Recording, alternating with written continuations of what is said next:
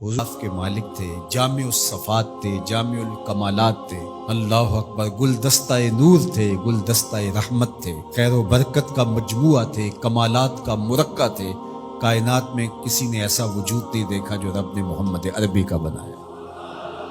تو اس لیے حضور مزاح بھی فرما لیتے تھے، اور حضور کی سنجیدگی، متانت، وہ رنگ بھی الگ تھا۔ اس طرح مختلف اصحاب میں حضور کی سیرت کے مختلف پہلو پھر اترے تھے۔ اس طرح حضور کی اولاد امام جعفر صادق رضی اللہ تعالی عنہ کے بارے میں آتا ہے کہ آپ کی مجلس کشت زعفران ہوتی، اس طرح آپ مزاح فرماتے، لیکن جب خوف خدا اور خشیت الہی پہ بات ہوتی تو آپ کا رنگ زرد ہو جاتا۔ تو یہ ایک کیفیت ہوتی ہے، گاہے خنداں گاہے گریاں، کبھی چہرے پہ مسکراہٹیں پھیلتی ہیں اور دور والے نیڑے ہوتے ہیں، اور کبھی جلال کی کیفیت ہوتی ہے کہ دشمن تھر تھر کانپتا ہے۔